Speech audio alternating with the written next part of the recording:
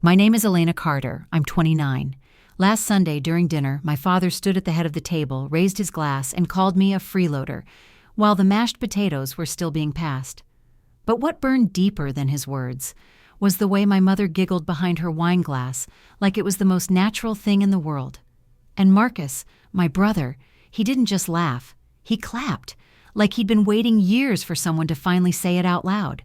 What they didn't know was that 5 hours earlier, I had personally authorized a security patch that prevented a data breach on one of the most classified projects in the country. And they called me useless over roast chicken.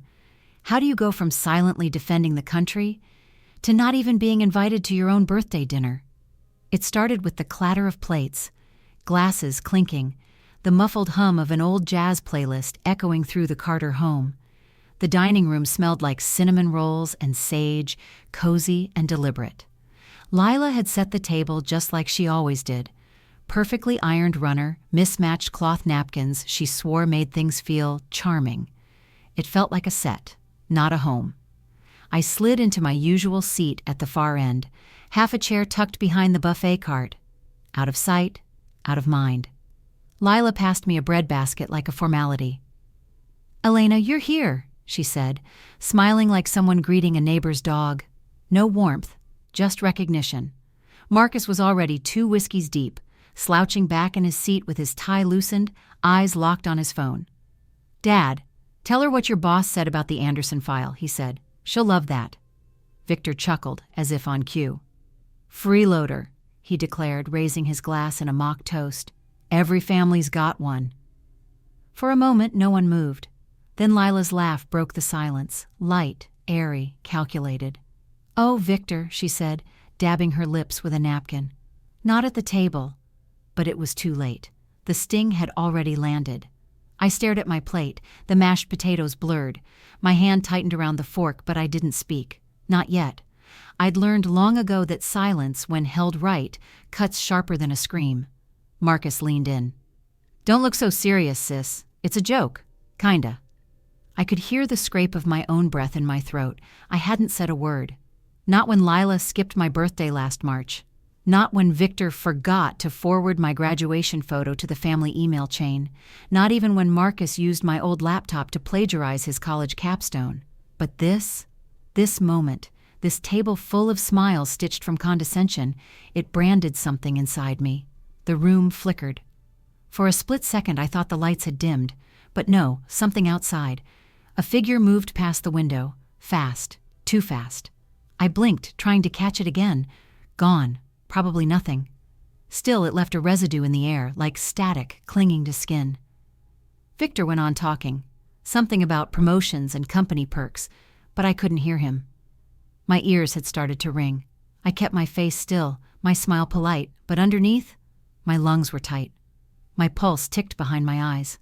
I took a sip of wine, and the glass trembled against my teeth. Not from fear, from restraint. The dining room was warm, too warm. Lila had lit every candle in the house. Shadows danced along the wallpaper in slow, mocking circles.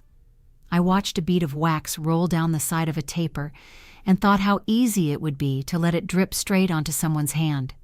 Just a drop, just enough to interrupt the laughter. But instead, I stood. "I'll grab more rolls," I said, forcing a casual tone. No one stopped me. No one looked twice. I walked out of that room with my head high and my stomach in knots. My bare feet made no sound against the hardwood. Upstairs, the hallway smelled faintly of lemon oil and old memories. In my room, I closed the door quietly behind me, locked it, and finally, I breathed. My heart was pounding. Not from sadness, not from shame, but from a familiar engine revving back to life, the one I always kept in idle, the one that said, "They think you're nothing. Make them regret it." I sat on the edge of my bed, still wearing the smile I'd forged at the table. It cracked the moment the silence settled. My fingers found the corner of the drawer where I'd tucked the envelope, thin, navy blue, embossed with a gold seal. Inside, a briefing notice, clearance level, top secret, subject, Military-Civilian Integration Committee. Date, tomorrow. And my name, right there at the top, lead consultant. I leaned back, staring at the ceiling fan spinning lazy circles above me. Downstairs, their laughter had started again. Victor's booming voice, Marcus's drawl, Lila's glass clink. They were celebrating something, probably themselves. They always did. But tomorrow, they wouldn't be laughing, because when I walked into that meeting, badge, uniform, credentials, they wouldn't just see me. They'd have to answer to me. A faint sound pulled my attention, like gravel shifting outside. I crossed the room, pushed aside the curtain. The street was empty, but I swore something had just moved. A silhouette? A blink of shadow near the hedges? I stared a moment longer. Nothing. Still. The hairs on my arms stood up.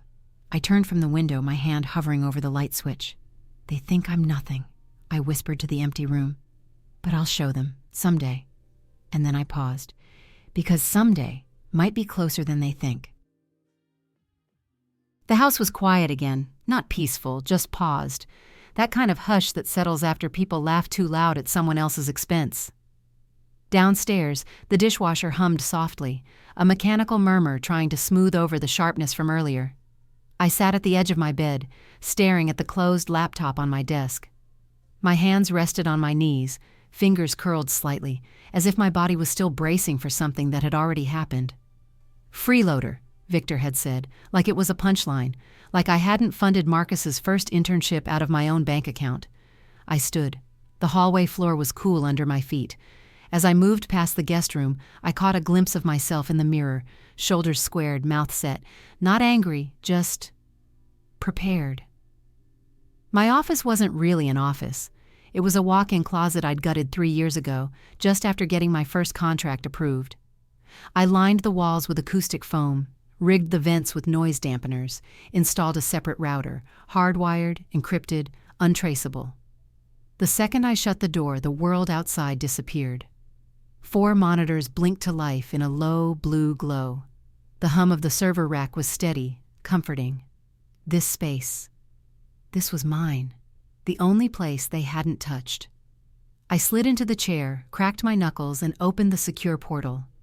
The login screen blinked once, then accepted my retina scan. Inside, code streamed across the screen like rainfall. Lines I'd written, functions I'd patched, firewall overlays, quantum keys, adaptive encryption trees, things Victor would call gobbledygook if he ever saw them, which he wouldn't, until I saw his name, or rather, Marcus's. User, M. Carter, access point V1. Timestamp, 3:07 a.m., file accessed, Hydra firewall, blueprint Alpha 7. My breath hitched. I blinked, leaned closer. No, that file wasn't supposed to be touched, wasn't even on the main server anymore. I pulled up the log. The trail was sloppy. He'd gone in using a temporary alias, but left breadcrumbs, IP overlap, session mismatch, sloppy request headers, amateur hour. My cursor hovered over the file details. Hydra Firewall Blueprint Alpha 7. The original build. The one with the defense-grade encryption protocols. The one tied to a Department of Defense partnership still under NDA. Marcus had accessed it. Why? The edges of my vision tingled. I clicked open the security overlay. There it was. Session log, activity path, download confirmation. He'd copied it. My hand gripped the mouse so tight my knuckles cracked. I leaned back slowly, heart thudding. This wasn't just a mistake. This was theft. From me. From my team. From the people who trusted me. I closed my eyes, and I was 17 again, sitting on the back porch, soldering a custom motherboard while Marcus snuck up behind me, laughing. "What's that, a toaster upgrade?" he joked. 2 weeks later, I saw my prototype, slightly altered, at his school's science fair, with his name on it. He won 3rd place. I never said a word. Maybe that was the first time I let them rewrite the story. Never again. The monitor flashed, a notification. Unusual access detected. A second log. Different IP, but same login, same file. My mouth went dry. Someone else knew. Or Marcus had shared it. I stared at the screen, heart racing. Questions spiraled. Was this an accident, a prank, or was he working with someone? I clicked the file closed, encrypted the session, and initiated a silent trace. It would take hours to ping back full locations. Until then, I was blind. Vulnerable. My hands trembled, but not from fear, from clarity. They'd always underestimated me, laughed at me. But this wasn't mockery. This was exposure. Outside the office door, the hallway creaked. A footstep. Maybe. I froze. Nothing. Still, I reached under the desk and flipped the switch that powered the silent alarm. It pinged my burner in case anything breached the perimeter. The house was still, but my blood wasn't. I glanced at the clock, 1:24 a.m., too late to call anyone, too early to sleep. I leaned back, stared at the ceiling foam. What if this wasn't just Marcus? What if Victor knew? The thought made my stomach turn. I remembered the way he laughed earlier, full of pride and venom. It wasn't about being funny. It was about control. I minimized the program and opened the encrypted notes archive, typed one word at the top, motive, then added, "Why Marcus? Why now? Who else knows?" How did he find the file? My hand hovered over the keyboard, then a memory, 2 weeks ago. Marcus had asked to borrow my laptop to check something for work. I'd hesitated. He'd smiled. "Come on, sis, you act like I'm gonna hack the Pentagon." Funny. I checked the logs again. His access had been buried under a familiar string. My old dev password. One I hadn't used in months, except on that laptop. My jaw clenched. I stood, pacing the tiny room. My bare feet brushed against the old rug. The air was cold now, heavy with tension, like the walls were holding their breath. I thought about going to Lila for a split second. Maybe she'd understand. Maybe she'd... No. She'd defend him. She always did. "You know your brother's just trying," she'd say. Or worse, "Don't stir up drama." My fingers dug into my arms. The pressure steadied me. I turned back to the screen, checked the external log drive. Backups were intact, for now, but something gnawed at me. Why that file? Why now? A chill crept up my spine. It wasn't random. And then, another ping. A new login attempt. This time from outside the home network. Same alias, same file. My pulse thundered in my ears. I tapped into the trace, opened the location triangulation, and froze. Origin, Carter family server. Location, basement router node. Time, now. I stared at the blinking cursor. Someone was downstairs. Someone using my stolen identity to extract classified code. I reached for the burner phone, thumb hovering over the emergency dial preset, but didn't press it. Instead, I typed a single command into the console. Mirror and record. Passive mode. Flag unauthorized access. Notify on transfer complete. Then I sat back in the chair, watched the data flow, and whispered, "What are they planning?" The house was silent again by dawn. Not quiet, still, like the air itself was waiting. I hadn't slept. My screens glowed faint blue behind me, running passive tracebacks on the data breach, but that wasn't what held me in place. It was the envelope on my desk, aged, smudged, yellowed at the edges like it had lived in someone's pocket far too long. I'd forgotten about it. Or maybe I just wanted to. The letter had arrived 5 years ago. No return address. Just my name. Not Elena, with the loops like Lila wrote, and not E. Carter like Victor always insisted, but L.N. Carter, scrawled in block letters with a shaky hand. I found it under my desk at the university lab, tucked beneath the drawer, taped with 2 pieces of brittle masking tape. I'd thought it was a prank, a weird one, until I read it. "Guard your gifts. The shadows come closer than you think." That was it. No signature, no date. Just those 10 words and a fine graphite smudge in the lower corner, like someone's fingerprint had been brushed away last second. Back then, I laughed it off. I was 24, running on caffeine and code, and I just deployed my first secure comms module. The world felt big. The threat felt small. But now I wasn't laughing. I unfolded the paper again. My hands were shaking, not violently, but enough that I noticed. Enough that I realized I didn't feel crazy for keeping it. I felt watched. My phone buzzed on the desk. A soft, slow vibration. Not a message, an alert. Motion detected, back porch. I froze. The surveillance camera I'd installed last winter flashed a new frame on screen. A dark shape, hooded, slender. They'd moved past the garage in under 3 seconds. Just a blur. No face, no details. Just presence. I hit rewind. Frame by frame, still nothing. I pulled up the door camera next. Nothing there either. Except an envelope, white, crisp, centered perfectly on the welcome mat like someone had measured it. I stared at it, my mouth dry, my heart knocking inside my chest like it wanted out. I slipped into jeans, tossed on a jacket, and moved barefoot down the stairs. Each step creaked slightly beneath me. The air smelled like cinnamon and dust. Lila's cinnamon oil diffuser had been running again, probably to cover up the mildew that lived behind the pantry. I unlocked the door slowly. The morning light was pale and wet, the kind of light that sits low in the trees after a long rain. Dew clung to the railings. The grass sparkled, undisturbed.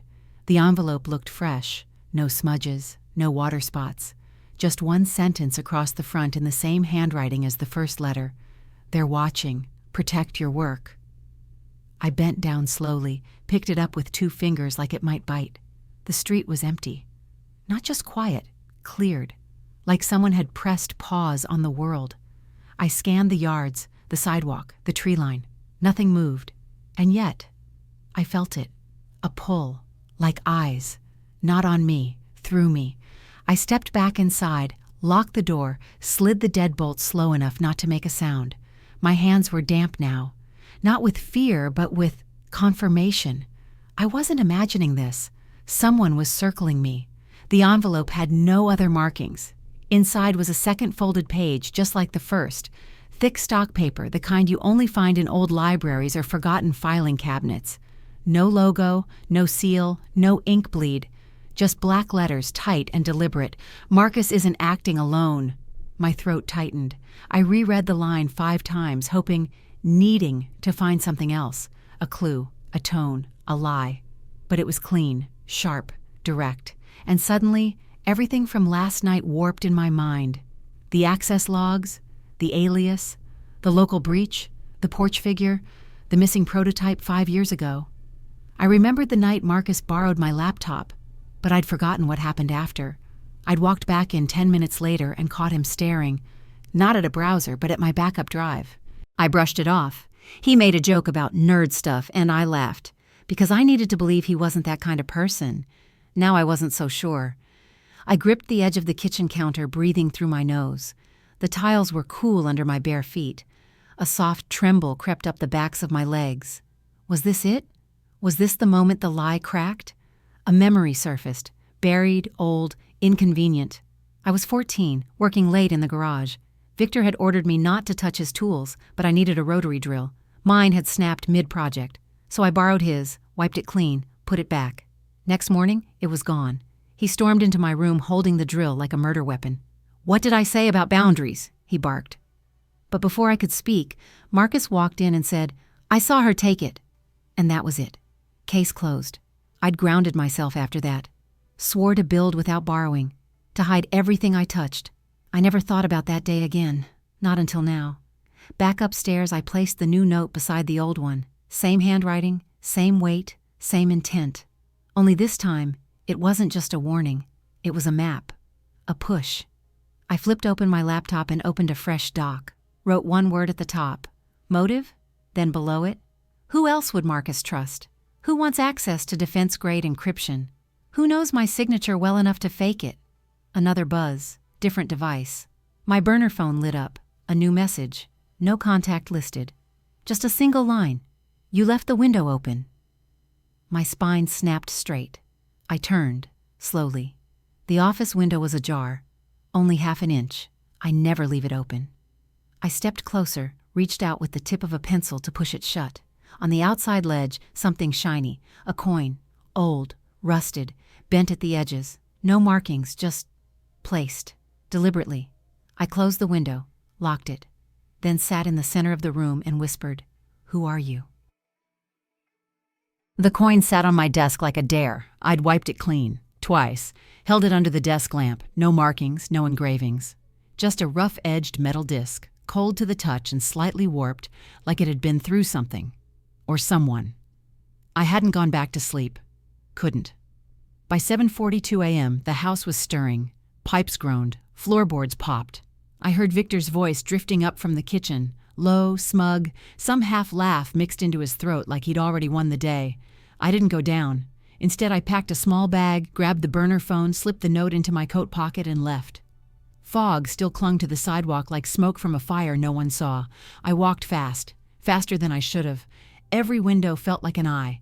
Every parked car felt like it might blink. At the corner cafe, I took the back entrance, no bell, no eyes, and found a table wedged between two antique coat racks. The wood was scratched, the light above flickered, but it was quiet. At exactly 8 a.m., she arrived. General Patricia Hayes didn't wear a uniform, just a black wool coat and boots that made no sound.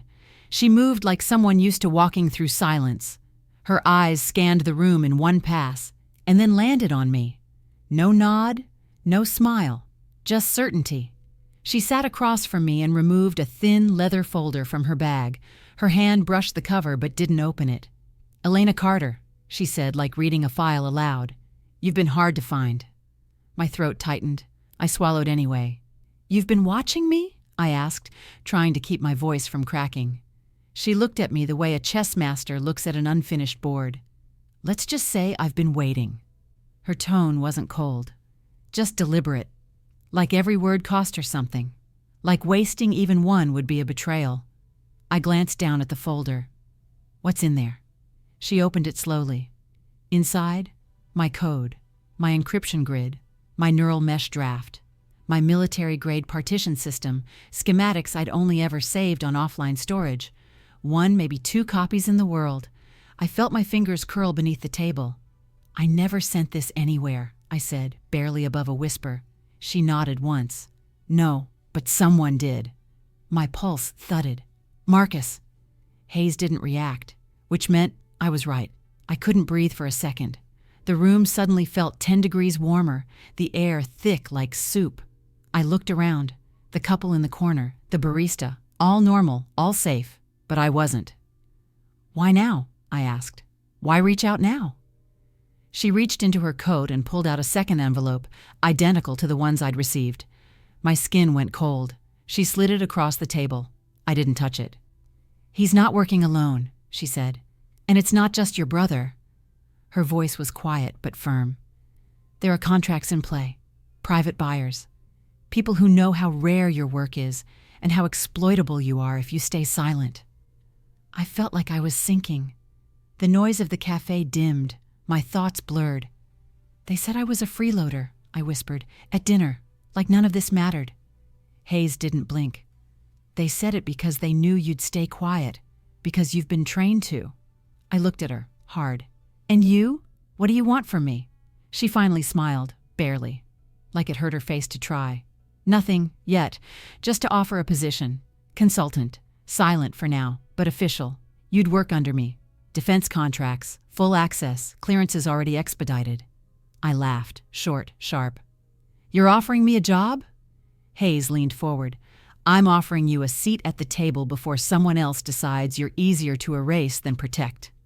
My heart pounded. I looked at the envelope she'd brought, picked it up, opened it slowly. Inside, a file with my name. Clearance level, red tier access, and beneath it, a note, typed, different font than the others. "Someone inside is leaking. You already know them." I stared at those words like they might catch fire. Hayes stood. "Take your time. Decide fast." She slid a business card across the table, turned, and disappeared into the crowd like she was never there. I sat still. I didn't move for 5 full minutes, just stared at the note, the card, the folder. And the word that stuck in my brain wasn't job or security or even leak. It was already, meaning this wasn't about stopping something from starting. It was already happening. By the time I got home, the sun had risen enough to wash the house in soft yellow. I walked past the front porch, past the coin still resting on the sill, and stepped inside. No one was in the kitchen. Good. I moved to the living room. The photos lined the wall. Marcus's graduation, Victor shaking hands with some executive, Lila at her charity gala. No sign I'd ever existed. I opened the hall closet, pulled out the spare router bag I'd kept tucked behind the suitcases, and carried it upstairs. Tonight I'd set the trap. Tomorrow I'd trigger it. And when I did, someone in this house was going to answer for what they'd done. The scent of rosemary chicken hit me before I even made it down the stairs. Warm, heavy, too perfect. Lila always cooked like the house was up for sale, every corner polished, every dish a performance. I paused at the top step. The clatter of forks, a round of soft laughter, and Victor's voice cutting through like a sermon. Pioneering tech takes more than brains, it takes backbone and vision. He was holding court. I closed my eyes for a second, inhaled, exhaled, and kept moving. By the time I walked into the dining room, the performance was in full swing. The long table gleamed under the chandelier's soft white light, silver flatware, napkins folded like origami, candles flickering with unnatural steadiness. Victor stood beside the fireplace, gesturing with one hand, while the other held a whiskey glass that hadn't left his side all evening.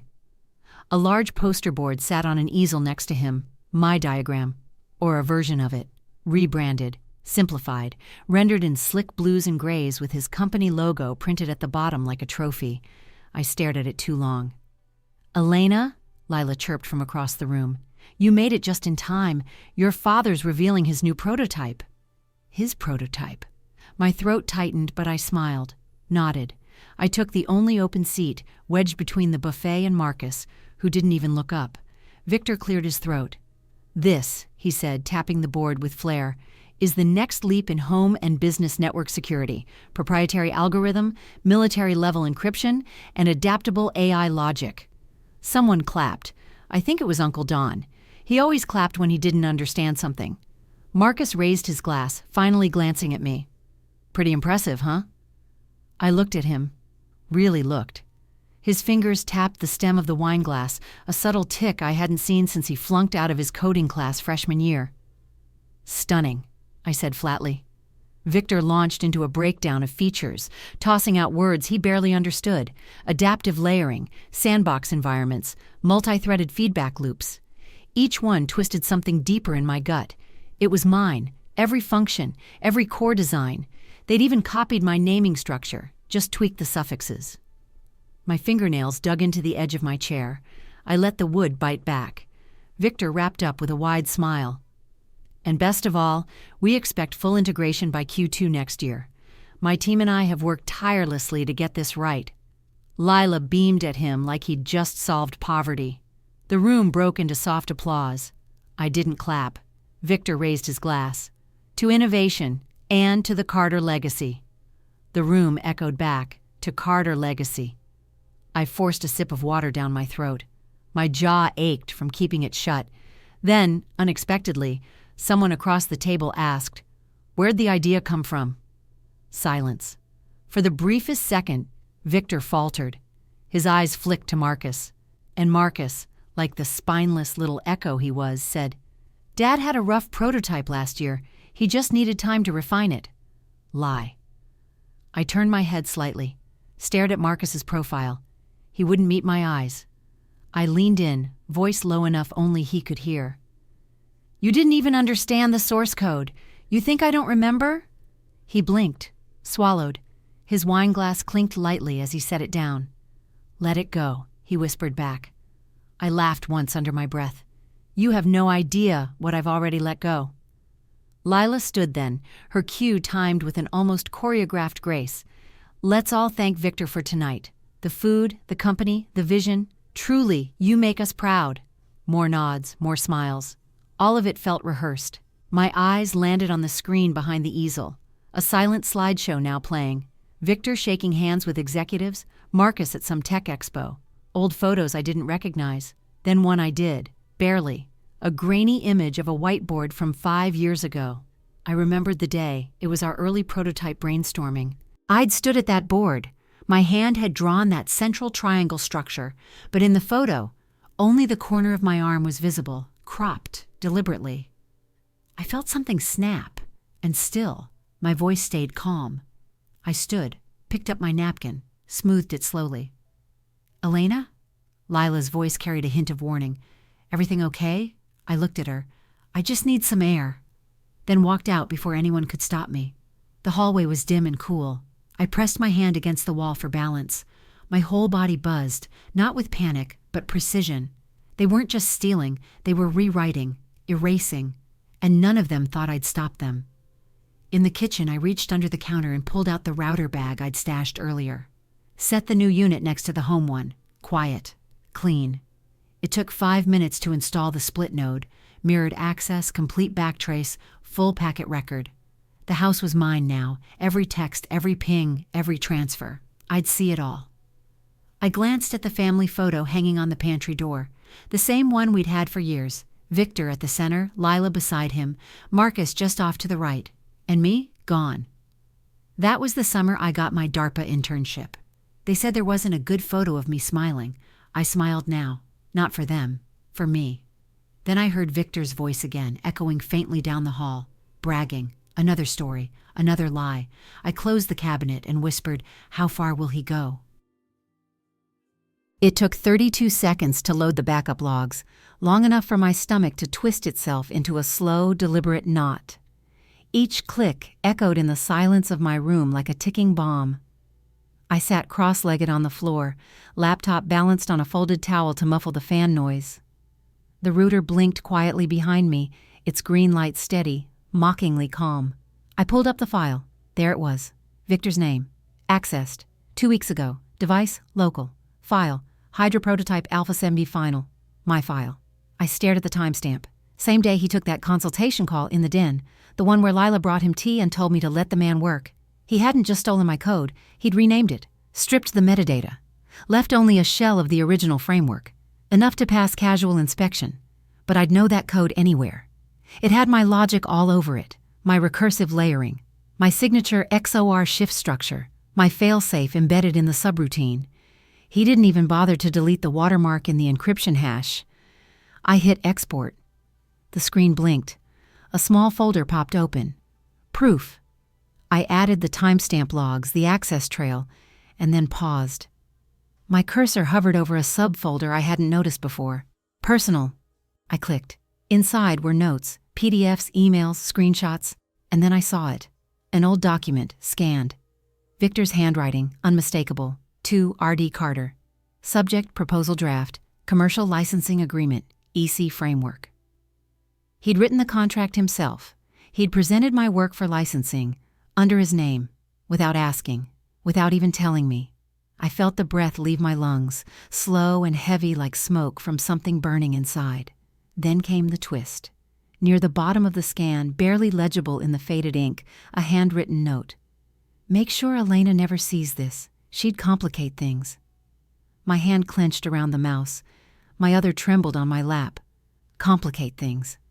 I wasn't a daughter. I was a liability. I stood too fast. The laptop slid off the towel and thumped against the carpet. I didn't care. My chest felt tight, too small for the air I needed. The hallway was quiet. I moved toward the stairs on instinct, like my body was carrying me before my brain caught up. Lila was in the kitchen, humming something light, slicing pears. Victor stood by the island holding a clipboard. He looked up when I entered. "Morning?" he said, smiling like it didn't cost him a thing. I stared at him. "What's the licensing fee on something you didn't build?" I asked, voice like ice. His hand paused midair. "What's that supposed to mean?" I walked to the counter, set my phone down, pressed play. The room filled with static, then Victor's own voice. "I've got the prototype. Full package, cleaned up, no traces." Lila turned slowly, knife still in hand. "What is this?" I stared at her, then back at him. "You told Marcus to pull my project files. You used my code. You sold it." Victor's smile flickered, then returned, smaller, colder. "You're being dramatic." "No," I said, teeth clenched. "I'm being thorough." I pulled the folder from my bag, slid it across the counter. The logs. The signature hash, the proposal. Victor didn't reach for it. He just looked at me like I was a misbehaving intern. "Do you know how many families would kill to be part of something like this?" he said. "You're acting like I took food off your plate." "You took credit for 5 years of my work," I snapped, "and erased me from it." Lila set the knife down, slowly. Her eyes hadn't left the paper. Victor leaned in. "I made it viable. You had the bones, but no teeth. You didn't know how to sell it. I did." "And your plan was to what?" I asked. "Retire rich while I rot behind a firewall?" His jaw twitched, just once. "You should be thanking me." The room was spinning now, not fast, but just enough to feel the weight of it. The lies, the theft, the silence. "Tell me the truth," I said. "Why me?" Victor didn't blink. "Because you'd never say anything, because you're quiet and loyal and forgettable." The words landed like bricks. Forgettable. Lila made a soft sound. something between a breath and a cry. Victor turned to her. "Don't," he warned. "Don't start now." And suddenly I saw it all. The family dinners, the missing photos, the hollow praise, the carefully trimmed narrative that kept me on the margins. I picked up the folder, tucked it back in my bag. Victor watched me like he wasn't sure if I was bluffing. "I already sent this," I said. "They know," he called after me, voice tightening. "To who? You think anyone will believe you over me?" I paused in the doorway. "They don't have to believe me," I said. "They just have to check the code." Upstairs, I closed the door behind me, locked it. My laptop waited, screen still glowing. The evidence was ready, but I wasn't sending it yet. Not tonight, because something else was happening, something I hadn't planned for. The observer's last message rang louder now. "Expose them." But who was them? Victor had stolen from me, lied to me. But what if he hadn't acted alone? I opened the network logs, and that's when I saw it. A new access ID. Not Victor, not Marcus. Someone else. Someone I knew. The screen froze for a beat before refreshing with the trace. Device name, L. Carter. Tablet location, upstairs guest network. Access point, defense contract review draft. My breath caught. Lila. The tablet ID burned on the screen like a confession. L. Carter tablet, upstairs, connected just long enough to skim the document, then disconnected clean, like someone who knew exactly what not to leave behind. I stared at the screen, hand frozen on the trackpad, breath caught somewhere between my chest and throat. I wanted it to be a mistake, a glitch, a ghost signature caught in the network. But I designed this system myself. It didn't lie. Lila, she'd seen the contract, the real one, the one Victor had forged with my work and Marcus's access trail. She'd seen the export logs, the names, the licensing plan, and said nothing. I stood slowly, joints stiff like I'd aged 10 years in 1 minute. My room felt smaller now, tighter. The silence no longer safe, just sharp. I left the laptop open, moved down the hall. Lila's door was ajar. Her room was dark, lit only by the thin blue glow of her tablet screen resting on the edge of her dresser. She wasn't inside. I stepped in, barefoot on cold hardwood. The tablet blinked once, unlocked. I didn't hesitate. Inside, the file still sat in the open tab. Defense contract review draft. Last opened 10 minutes ago. Accessed from the guest Wi-Fi. Quiet. Invisible to a normal scan, but not mine. I backed out of the tab and found the downloads folder. Nothing. No copy saved, just a view, like she'd needed to confirm something, and then leave it untouched. I heard her voice downstairs, soft, polite, laughing, still playing the part. I powered off the screen and left it exactly where I found it. Downstairs, the kitchen buzzed with the low hum of the fridge and the clink of glassware.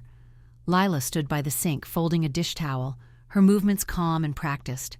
I stepped in. She turned, smiled. "Elena," she said, too light. "You startled me." I watched her for a moment, the way she kept her hands busy, the way she didn't quite meet my eyes. "Where's your tablet?" I asked. She blinked. "Upstairs, charging." I nodded once. "You left a file open." There was a pause. Not long, but long enough to register. "Oh," she said. "I must have hit something by mistake." My heartbeat kicked up, steady and dull in my ears. "Funny mistake," I said, "considering it was a classified draft." Her smile faltered, just slightly. "Elena, I don't know what you're implying." "Don't," I said. "Please don't." She folded the towel tighter. Her knuckles paled. "Why would you look?" I asked. "Why now?" Her mouth opened, then closed. Her jaw worked like she was chewing words before they came out. She started. "I needed to see what you were really doing." "That's not curiosity," I said. "That's surveillance." Her voice was quieter this time. "You think I wanted to be part of this?" I stared at her, waiting. "I thought it was Victor," she whispered. "I thought he was exaggerating again. You know how he is. But when the folder showed your name—" She didn't finish. I crossed my arms, grounding myself. "You could have come to me." She looked up then, and for the first time in days, I saw something crack in her face. Not guilt, not regret, fear. "I didn't want to believe he was lying," she said. "Not again." A sound outside pulled both of our attention, a soft metallic thud, like something had been dropped on the front steps. We froze. Lila's eyes darted toward the door. "I'll get it," I said, already moving. The porch light flickered once as I opened the door. Early evening had set in, casting long shadows across the yard. The air was colder now, laced with pine and something faintly metallic. A small envelope sat on the mat. No name. Just a single word scrawled across the front in the same now familiar ink. Beware. I picked it up, fingers trembling slightly. The paper was stiff, crisp, newer than the previous notes. Inside, a photo, faded, torn at the corner. My childhood home, front yard, gravel path, red tricycle on its side near the steps. And in the bottom right corner, a figure, grainy, hooded, facing away, but holding something, an envelope. I stared at it, every hair on my arm rising. This wasn't 5 days ago. This was years ago. This wasn't a warning. It was a pattern. Back inside, I set the photo on the dining room table. Lila followed, her eyes widening as she saw the image. "Where did you get this?" she asked, voice thin. "It was just delivered." She picked it up carefully. "That's our old place." "I know. That can't be recent." "It isn't." She looked at me, real fear now. "Elena, someone's been watching us for a long time." I nodded. "I think they still are." We stood in silence. Then my phone buzzed on the counter. Unknown number. A message. "He's planning another release. Tomorrow. You'll be erased for good." No sender. No signature. I stared at it, pulse racing. Victor had moved up the timeline. Whatever he had left to take from me, he was about to make it permanent. I looked back at the photo, and for the first time, I wondered, has this war been going on longer than I ever knew? The message still burned on my screen. "He's planning another release, tomorrow. You'll be erased for good." The house was silent except for the faint hum of the refrigerator and the low whir of my backup drive running a scan. I sat at the dining table, the photo of our old house still in front of me, the hooded figure in the corner more haunting now than ever. He'd planned this, for months, maybe years. And now, the final blow was coming. I stared at the photo, trying to focus, but my vision kept darting to the hallway. I was waiting. No, bracing. For him. It didn't take long. The creak of the stair, the uneven footsteps, a rhythm I knew as well as my own breath. Marcus. He walked in like he didn't know he was walking into a storm, still in his blue quarter zip and pressed slacks like some weekend salesman, phone in hand, false confidence in his spine. "Elena," he said, tone light, casual. "What's going on?" I didn't answer, just turned the laptop screen toward him. It showed the code log, accessed yesterday, from his credentials, to my system. His smile faltered, just a flicker. "What is this?" "You tell me," I said, voice low. "Why are you still pulling files?" Marcus laughed, a bad one, sharp, hollow. "You think I did this? That I'm stealing from you?" I stood slowly, every movement deliberate. "I don't think," I said. "I know, I've got logs, timestamps, transfers." He rolled his eyes. "God, you're so paranoid." I stepped closer. "Then explain the IP trace, the naming tags, the packet log showing your account downloading a security tier encryption module that you have no clearance to touch." He swallowed. Once. Then the lie arrived, late and clumsy. "Maybe Victor used my login." I tilted my head. "Then why is the file saved under your folder?" His jaw twitched. "Okay, fine." I looked at it, but I didn't do anything with it. I was just curious. My hands clenched at my sides. "Curious about what, Marcus? How to pass it off as your own again?" He flinched, just barely, but I saw it. "You think I haven't noticed?" I went on. "The speeches you give, the fake diagrams, your portfolio full of code snippets you didn't write." "I've contributed," he shot back. "It's not like you're the only one with ideas." "You don't have ideas," I said. "You have access, because I let you in." He stepped forward now, a little bolder. "You think this is all about you? You've been hiding in your room, acting like some tech messiah while Dad and I build real things." I laughed. Once. Cold. "You didn't build anything. You repackaged me." Marcus's voice sharpened. "You were never going to do anything with it anyway. You'd just sit on it forever, paranoid and waiting for permission." "That wasn't your decision to make." He shook his head, almost pitying. No one was ever going to believe it came from you. My chest stilled. There it was. The truth. He didn't steal my work because he needed it. He stole it because he couldn't stand the idea that I might have earned it. I picked up the photo from the table, held it between us. Recognize this? He glanced down, frowned. Old house. Look closer. He did. His face paled. Is that Dad? I nodded. Someone was watching us, even back then, dropping notes, warnings, and you know what? I ignored every single one. His voice wavered now. What do you want from me? I stared at him. I want you to admit it. He hesitated.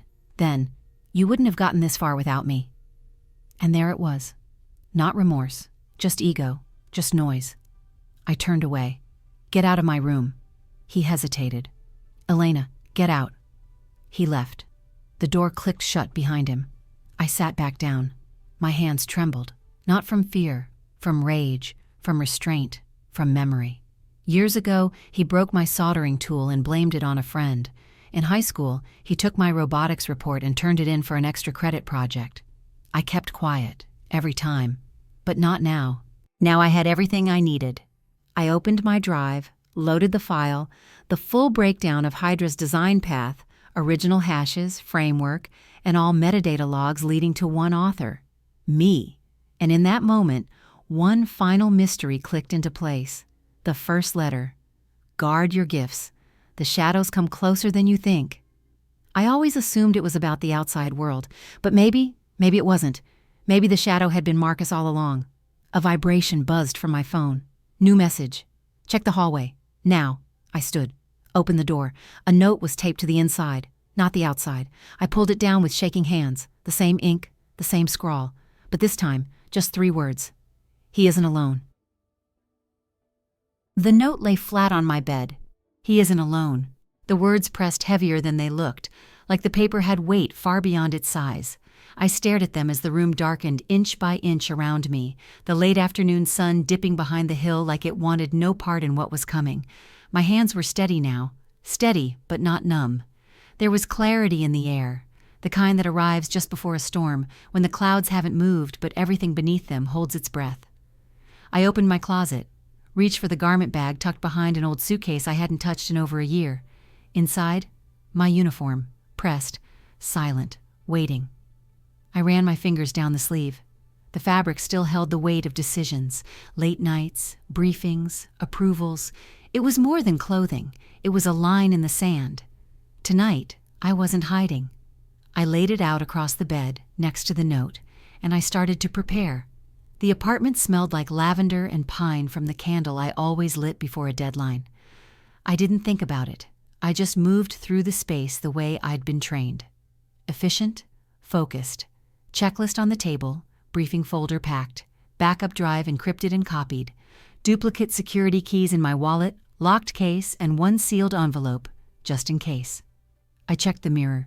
The reflection stared back. Clean lines, polished brass, no makeup. Not armor, protocol.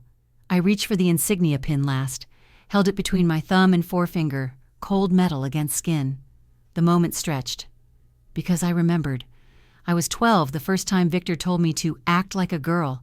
I'd been building a radio from scraps, tiny parts spread across the kitchen floor. He stepped over the wires, shook his head, and said, "That's not going to matter when you're married." I'd smiled, not because it was funny, but because even then, I knew he'd never see me coming. Now, I was ready. The knock came at 5:41 p.m., sharp, precise, like someone trained not to waste time. I opened the door. General Hayes stood there, clipboard in one hand, envelope in the other. "Carter," she said, "it's time." I nodded once, stepped aside. She didn't come in, just handed me the envelope. "Conference room's ready. You'll lead briefing tomorrow at 0800, defense and civilian tech sectors. Key stakeholders will be watching." I took the envelope, felt the weight of it in my hand. Victor and Marcus? Confirmed. They'll be seated under Carter Industries. Of course they would. I met her eyes. Do they know? Her mouth pressed into a line. Not yet, but they're about to. I looked down. One more breath. Hayes handed me a smaller card, this time without words. Just a symbol. The department seal. "You'll enter through the east corridor," she said. "Private access. Uniform mandatory." I nodded. Understood. She stepped back, then hesitated. "There's one more thing," she said. I stilled. She lowered her voice. "A memo was flagged this morning, authored by an internal contractor. Contains a request to suppress a security claim tied to your encryption model." My chest went still. "What contractor?" She paused, then, "Initials match Marcus, but the signature line was someone else." I waited. "L. Carter." It landed like a punch. "Lila. Again." I nodded slowly. "Thank you, ma'am." Hayes gave nothing away, just turned, stepped into the dusk, and disappeared into the waiting car. I stood in the doorway for a long minute, staring into the settling dark. The betrayal wasn't just technical now. It was complete. Back inside, I zipped my folder shut, sealed the envelope, pulled the garment bag from the bed and hung it near the front door. I moved through my space one last time, turning off lights, checking windows. Everything was quiet, until I heard it. Footsteps, not loud, not rushed, measured, from the stairwell. I grabbed the nearest light switch and turned it off, letting the shadows fold around me. Another step. Closer. I didn't breathe. Then the silhouette appeared behind the frosted glass window near my front door, broad, tall. It lingered. A pause. Then something slid under the door. I waited 10 seconds. 15. Silence. I stepped forward, flipped on the hallway light, and reached for the folded paper. Another photo.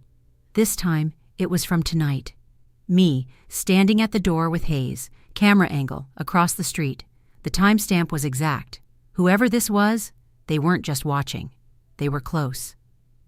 I turned the photo over. 4 words, handwritten in all caps, "Not every ally is real." The hallway outside the Pentagon's east entrance was colder than I expected, not in temperature, though the AC was working overtime, but in presence. The polished marble walls, the recessed lighting, the silence that carried weight. It all made everything feel surgical, final, like once I crossed the threshold, there would be no undoing any of it. And I didn't want to undo it, not anymore. My shoes clicked softly on the floor as I stepped through security. The guard looked at my ID, glanced up at my face, then nodded once with a quiet, "Ma'am." I moved down the corridor, crisp and centered in my uniform, briefcase in one hand, credentials badge clipped at the collar. Every footstep felt like it echoed inside my ribs. At the end of the hall, the door opened before I reached it. Victor and Marcus stood just inside. Matching navy suits, polished shoes, power ties. They turned in unison and froze. Marcus's jaw twitched. Victor blinked once, slowly, like he'd misread the teleprompter. "Elena?" Victor said, voice slipping an octave too low. "What are you doing here, dressed like that?" I stopped in front of them, chin high, eyes steady. "Your meeting starts in 20 minutes, I said. "You should get ready." I didn't wait for a response. I walked past them, the air parting like water around stone.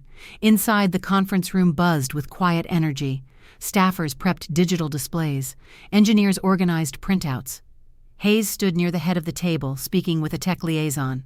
When she saw me, she smiled, but only with her eyes. "Colonel Carter," she said, "your place is ready." I took my seat near the front, directly across from the display board. My nameplate read, "Colonel E. Carter, Strategic Lead, Encryption Review." Victor and Marcus entered 3 minutes later. They moved like they still owned the room. They didn't. Marcus paused when he saw me seated in the primary quadrant. Victor's face didn't move, but the skin around his eyes tightened. He turned to Hayes. "I wasn't told about this." Hayes responded without turning. "You weren't told a lot of things." The lights dimmed. The door closed. A hush settled. And the presentation began. Victor stood. He began his pitch with practiced charm, buzzwords, performance stats, innovation this, and proprietary that. He moved through the first few slides smoothly. A room full of half-skeptical, half-bored executives nodded politely. Then he got to slide 5. My code, my structure, my layout. The corner of the screen still carried the ghost of my original watermark. Faint. But there. I raised my hand. Victor faltered mid-sentence. "Yes?" the CEO asked, eyes shifting toward me. I stood. Walked to the edge of the room. flipped open my folder, pulled out the original schematic. Slide 5, I said calmly, was authored under Department Task ID R3349X, signed, reviewed, and filed under the Joint Cybersecurity Development Framework. I placed the document face up on the table. Authorship, Elena Carter. Timestamp, 11 months prior to Carter Industries' proposal draft. Silence. One of the directors leaned forward. "You're saying they stole federal property?" I answered without flinching.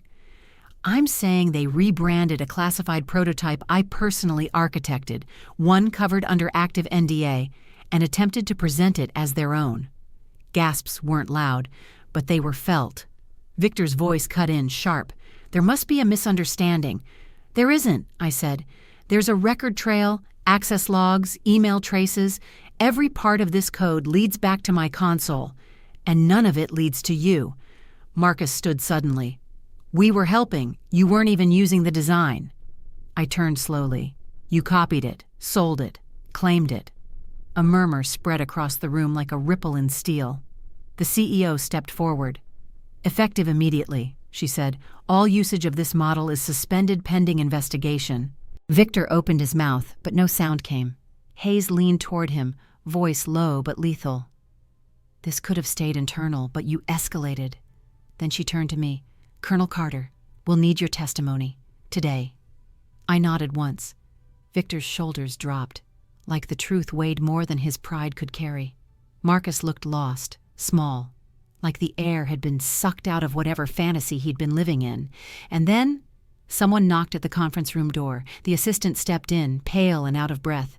"There's another issue," she said.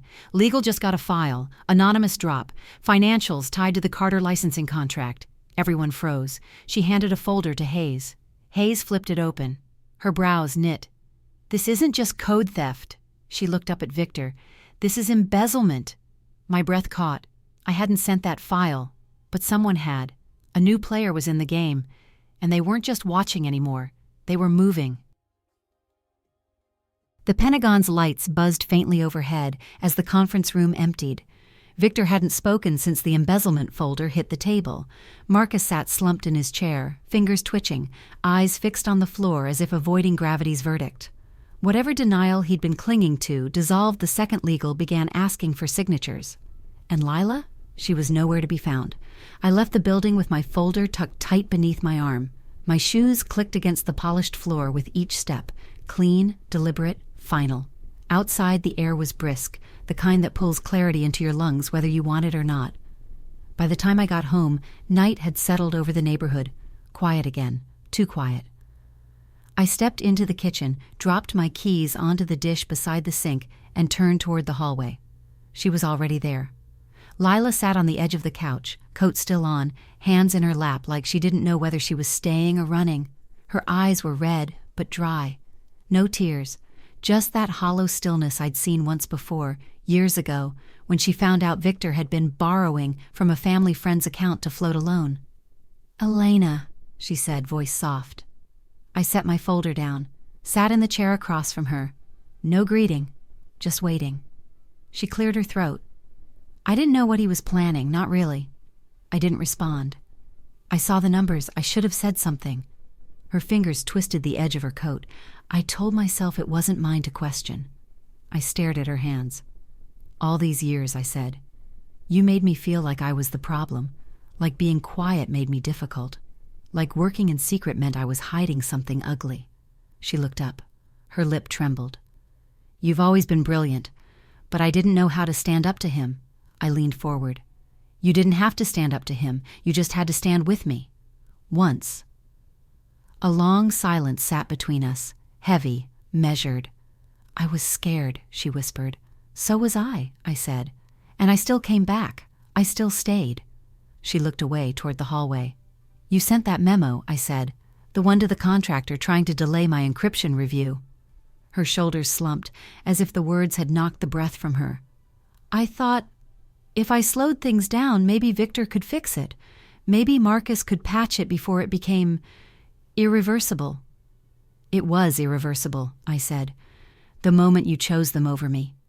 Lila finally looked me in the eyes. "I didn't want to lose everything." "You already did," I said quietly. You just didn't notice." She reached into her coat pocket, pulled out a photograph, handed it to me. It was worn, the corner bent. A candid from years ago. Me, maybe 15, bent over a circuit board at the kitchen table, sleeves rolled up, hair tied back, focused, unaware anyone was watching. "You kept this?" She nodded. "I took it. The day after your teacher called to say you'd won the state engineering award." I stared at the photo, unsure what hurt more, that she kept it or that she never showed it to me. "I was proud," she said. "Then why erase me from everything that came after?" Lila's voice cracked. "Because pride and fear live too close sometimes." My chest ached, but I didn't let it show. Not now. "I can't undo what I enabled," she said, "but I wanted you to know. You were never invisible to me." I folded the photo, slid it into my pocket. "I don't need your permission anymore," I said, but I needed to hear that. She nodded, slow, silent, then stood. "I'll go." I didn't stop her. She walked to the door, hand on the knob, but didn't open it right away. "They'll both face whatever comes," she said. "But Elena, don't forget what comes after revenge. The quiet can be the hardest part." The door clicked behind her.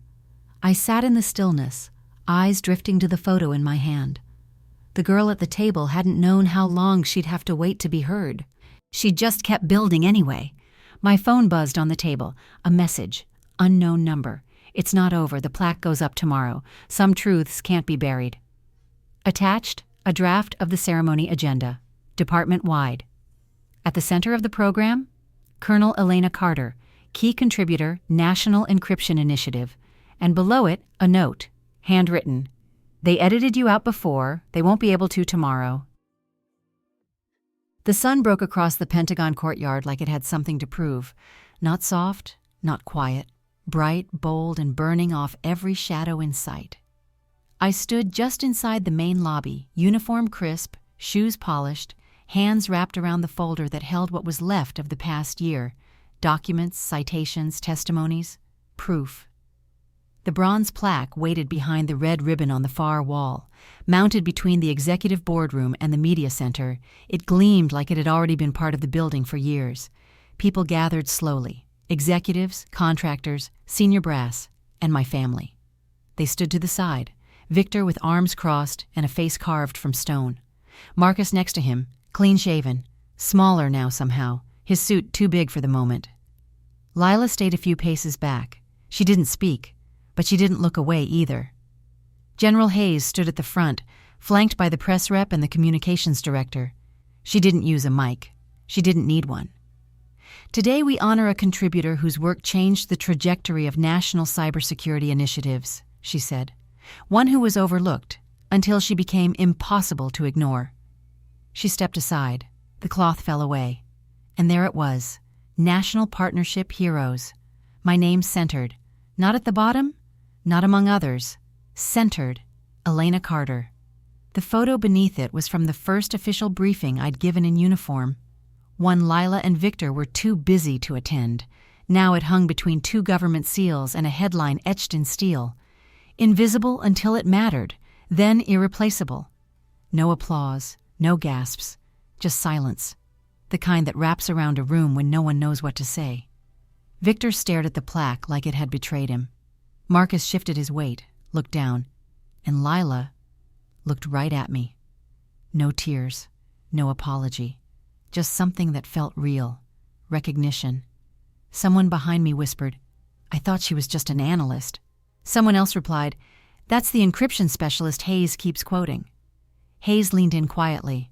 "Press wants a quote." I shook my head. No words. Not yet. Let the room sit in it. Let them breathe the truth for once. Afterward, people filtered away. Some stopped to shake my hand. A few asked about upcoming contracts. A pair of interns hovered near the plaque, one pointing quietly, whispering something that made the other's eyes go wide. I moved through it all like water, calm, steady. Victor approached. He didn't speak right away, just stood beside the plaque like he was trying to find a version of the story that still made sense to him. "You never needed us, did you?" he said finally. I didn't look at him. I didn't answer.